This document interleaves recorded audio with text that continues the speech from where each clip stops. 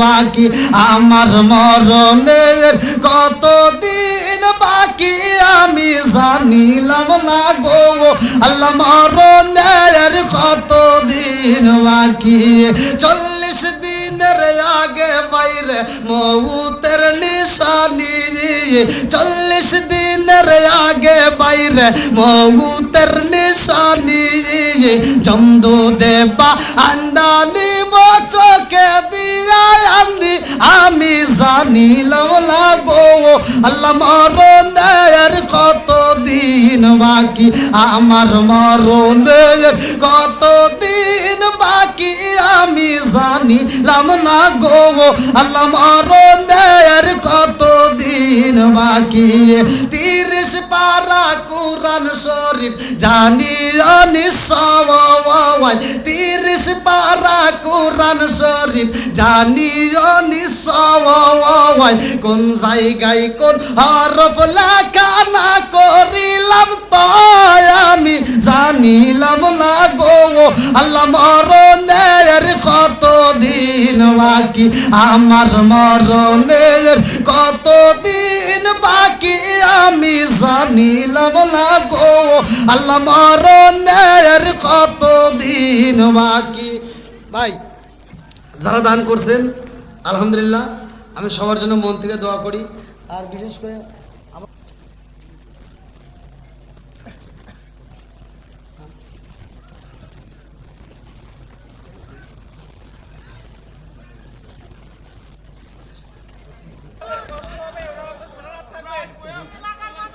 এ ভাই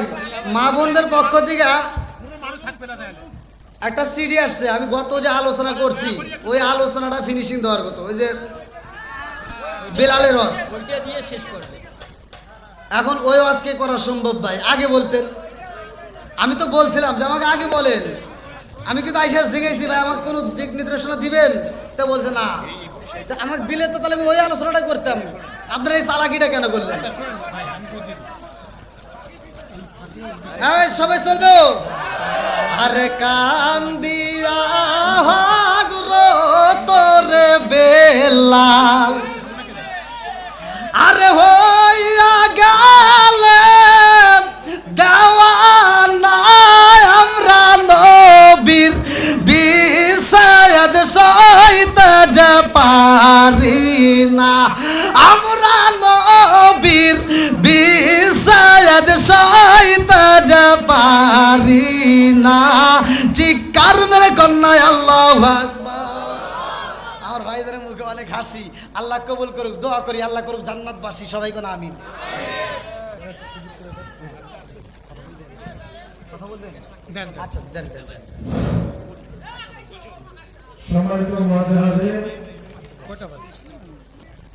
যেহেতু আমাদের এখানে এবার অতিথি করা হয়েছে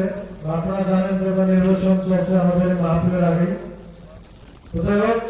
আমাদের সামনে একজন অতিথি হচ্ছেন তিনি হচ্ছেন নীলফামারী 4 আসনের এমপি প্রার্থী জনাব অধ্যক্ষ আব্দুল গফুর সরকার এবং তিনি আপনাদের সামনে কিছু বক্তব্য রাখবেন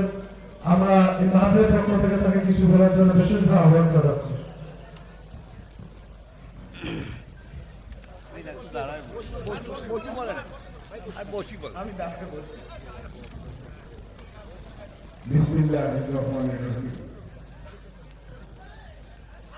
আপনাদের এই বাৎসরিক অনুষ্ঠানে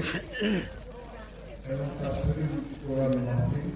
এই মাহফিলের সম্মানিত সভাপতি এখানে উপস্থিত আছেন সম্মানিত আয়োজকবৃন্দ আর এই মাহফিলা ইউনিয়নের 2 নম্বর ওয়ার্ডের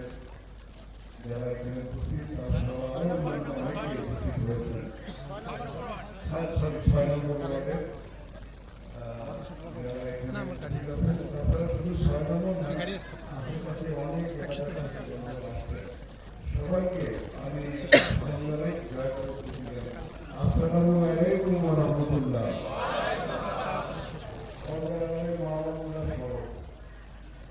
সম্মানিত ভাইরা বোনেরা মায়েরা এটা তো এবং এখানে তো আমাদের কোনো কিছু বলার নাই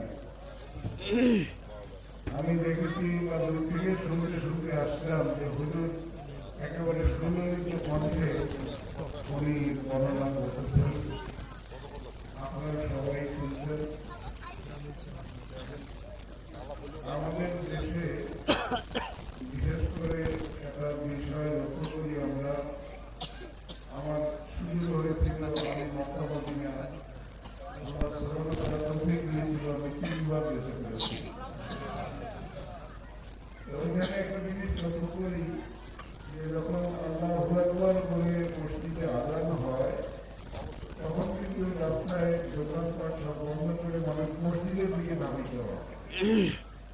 আমাদের এই দেশে বাংলাদেশে মসজিদ অনেক আছে, কিন্তু যখন আদান হয় ওইরকম লোক কিন্তু মসজিদের দিকে ধাবিত হয় না। তাই না হবে? কাজে